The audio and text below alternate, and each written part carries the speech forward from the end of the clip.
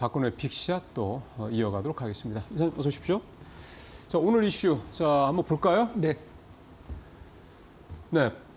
폴란드. 폴란드는 최근에 K2 전차 살 것처럼 하고 안 사가지고 지금 감질나게 하는 애들인데 가만 있어보자. 폴란드가 해상풍력 프로젝트다. 네, 역대 최고라는 단어가 들어갔으면 좋은데 이제 자리가 좀 모자라서 역대 최고 해상풍력 프로젝트를 지금 이제 준비를 하고 있는 상황인데요. 그 역대 최대라는 거는 폴란드만입니까? 아니면 글로벌하게? 폴란드에서 시작해서 유럽 전체적으로 영향을 끼칠 것이다라고 이제 나와 있는데 우리가 보통 신재생 에너지 하면은 대표적으로 태양광, 풍력, 그다음에 수력 이렇게 있잖아요. 근데 태양광 같은 경우는 실질적으로 이제 밤에는 이게 전기를 생산할 수가 없고, 맞습니다. 그다음에 수력 같은 경우는 이제 정말 거대 프로젝트가 좀 필요하고, 그다음에 해상 풍력 같은 경우는 최근에 좀 약간 뭐 단점들이 대두가 되긴 합니다만 그래도 뭐 태양광처럼 넓은 땅이 필요하거나 그런 부분이 아니기 때문에 세팅만 해놓으면 이제 지가 알아서 돌아가는 거죠. 네, 그렇게 맞습니다. 그래서 지금 유럽 쪽은 아무래도 이제 이 과거에 이제 그 좀 공해가 많이 발생하는 어떤 그런 발전을 굉장히 지향하고 신재생 에너지를 거기다 메꾸고 맞습니다. 있기 때문에 폴란드 중심으로 이제 이 해상 풍력 프로젝트가 굉장히 크게 일단 어떤 규모를 키우고 있고 우리나라 기업들한테도 어떤 영향을 많이 줄 것이다라고 나와 있습니다. 이게 지금 예상인 거예요? 아니면 현재 진행이 시작이 된 거예요? 진행을 할 거라고 발표를 했습니다. 폴란드가. 네. 그럼 이거는 이제 폴란드가 그 폴란드라는 자체 국가 내에서 또는 유럽 차원에서 이렇게 프로젝트 명까지 나왔습니다. 한번 보죠. 키워드 첫 번째 가보겠습니다. 코트라. 여기 또 코트라 갑자기 나오네요. 네. 이미지를 잠깐 보면서 말씀을 좀 드려보도록 하겠습니다. 자, 일단 뭐 해상풍력과 관련된 이미지는 봤으니까 넘어가도록 하고 우리가 이제 주식을 할 때 사실 굉장히 많은 정보들을 얻기 위해서 뭐 사이트들을 여러 군데 들어가실 거예요. 실질적으로. 그다음에 저는 일단 이 코트라라는 사이트를 여러분들이 즐겨 찾기를 해 놓으시고 가끔 매일은 아닌데도 가끔 보시는 게 좋다라고 생각을 하고 있는데 이게 왜 그러냐면 나라별로도 지정을 할 수도 있는데 이제 쫙 종합적으로 나오는 화면을 보면은 어느 나라에서 어떤 산업을 지금 국가적으로 키우고 있다. 우리나라 기업들이 진출을 해서 어느 정도 성과를 내고 있다가 코트라라는 게 이제 한국무역진흥공사잖아요. 그렇죠. 근데 예를 들면 한 거의 3년 전쯤에 2년 반, 3년 전쯤에 미국 쪽의 변압기가 굉장히 지금 쇼티지가 난다라는 것도 코트라에서 발표를 했었거든요. 그래서 그런 것들을 했을 때 그때 뭐 당연히 우리나라에서는 뭐 현대일렉 같은 효성중공 같은 기업들이 수혜를 입을 것이라고 생각을 하고 실질적으로 주가도 그때서부터 올랐거든요. 근데 그러면은 그때 만약에 여기서 나온 그 기사를 보고 투자를 시작했던 분들은 정말 빨리 시작했던 분들이네요. 그렇죠. 맞습니다. 근데 여기 이제 코트라에서 한국무역진흥공사에서 어제 나온 이제 뭐 뉴스라고 해야 되나 기사라고 해야 되나 우리 기업의 기회가 될 폴란드 에너지 전환 중심축 폴란드 발티카 2 그다음에 3까지 해상풍력 프로젝트를 이제 시작을 한다라고 이제 기사가 나왔기 때문에 이 부분을 관련돼서 오늘 한번 얘기를 나눠보도록 하겠습니다. 자, 그러면 좀 더 이제 얘기로 들어가 볼까요? 네. 좀 약간 확대를 좀 해놓은 상황인데요. 이미지를 잠깐 보면서 기사를 좀 잠깐 보도록 하겠습니다. 우리 기업의 기회가 될 폴란드 에너지 전환 중심축. 이제 프로젝트명은 발티카 2, 그다음에 3까지 해상풍력 프로젝트를 한다라는 얘기고요. 여기 이제 약간 헤드라인 밑에 두 번째 좀 읽어보도록 하겠습니다. 폴란드 에너지 전환의 중심, 이제 최대 규모 에너지 투자를 프로젝트를 시작을 했다. 해양건설, 수소, ESS 등 해양 에너지 분야 협력이 확대 가능하다. 우리나라 기업이 이런 부분들은 이제 참고를 하시면 될 것 같고요. 2040년까지 신재생 에너지 비율을 50%까지 확대를 하겠다라는 게 폴란드의 이제 목표다. 이렇게 보시면 될 것 같아요. 거기에 중심이 이제 이 해양건설, 해양 풍력이 이제 된다라고 보시면 됩니다. 그러니까 사실 폴란드라는 나라를 잘 보시면 이게 이제 바다가 인접이 돼 있어요. 그래서 이 해상 풍력이 좀 가능한 거고 이게 사실 우리는 이제 뭐 K2 전차, 뭐 K9 자주포 이 생각만 하다 보니까 폴란드가 이게 해안이 있는 나라인 정도에서 생각 못했는데 오늘 저도 이 해상 풍력 프로젝트 이렇게 거대한 걸 한다고 그러니까 맞아 폴란드가 바다랑 접해 있구나 그런 생각이 좀 드는군요. 자, 두 번째 키워드 가보겠습니다. 이제 폴란드. 자, 그러면 보도록 할까요? 이미지 보면서. 그러면 이 폴란드가 이제 왜 이렇게 하는지에 대한 내용을 좀 들어봐야 되겠죠?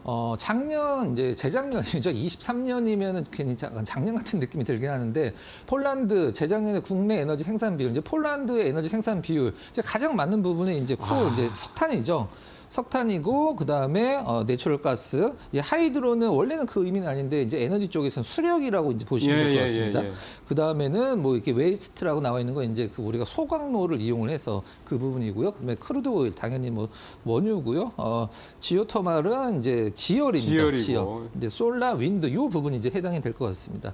이렇게 돼서 석탄 비중이 너무 많다. 그러니까 이거를 이제 줄이기 위해서 신재생 에너지를 이만큼을 만들겠다라는 게 이제 2040년대까지 40년도까지 이제 폴란드의 PEP 2040이라는 프로젝트, 폴란드 에너지 프로젝트의 약자인데요. 네. 자, 다음 장 한번 보면서 말씀드리도록 할까요? 이제 이것도 역시 이제 코트라에서 정리를 해놓은 표인데요.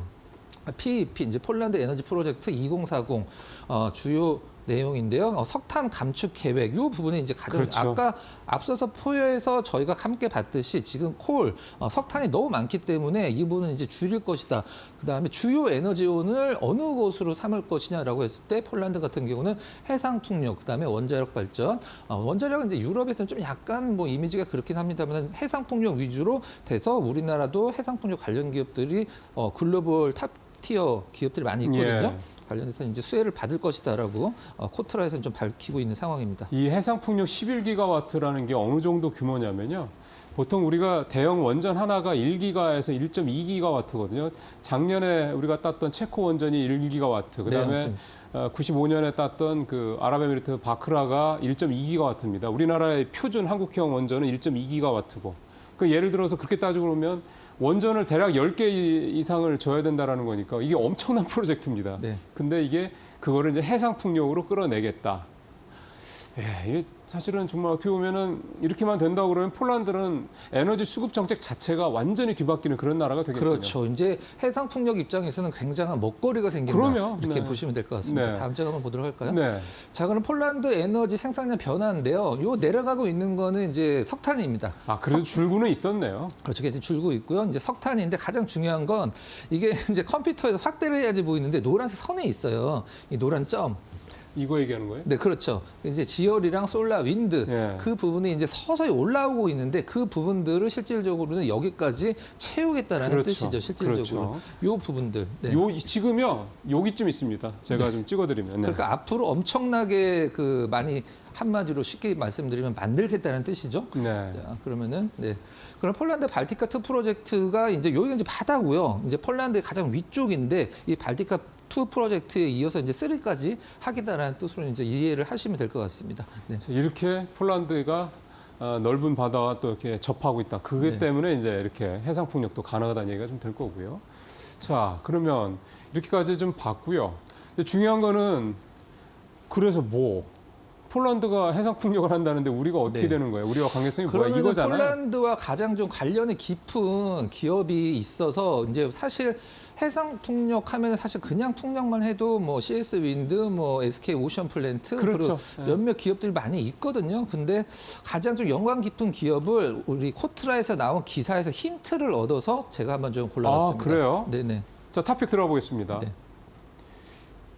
자, 기사를 한번 보면은 기사를 먼저 보죠. 이게 이제 코트라에서 나온 기사를 이제 중요한 부분을 발췌를 한 건데 이게 두 가지 단어가 나옵니다. PGE는 폴란드의 국영 에너지 기업이에요. 에너지 기업이고 오스테드는 우리나라에서도 인천에서 이제 해상풍력을 만든 기업인데 맞아요. 전 세계 글로벌 해상풍력 발전 1위 기업이라고 보시면 될 것 같습니다. 그러면은 요 폴란드 국영 기업과 이 오스테드가 폴란드의 해상 풍력 발전을 주도를 하는데 이 오스테드와 관련된 깊은 기업이 굉장히 수혜를 많이 보겠죠. 당연하죠. 그 기업을 이제 준비를 했습니다. 그러니까 그 기업이 우리나라에 있다. 네, 맞습니다. 보죠. 밑에 나와 있습니다. 프로젝트는 발티카2 프로젝트는 폴란드 국영 에너지 기업인 PGE와 글로벌 해상 풍력 개발 기업인 오스테드가 공동으로 추진하고 그럼 이 오스테드와 관련 있는 기업을 보면 됩니다. 그렇죠. 당연하죠. 서플라이 체인에 있는 회사가 누군지가 중요하니까. 자, 보겠습니다. 네.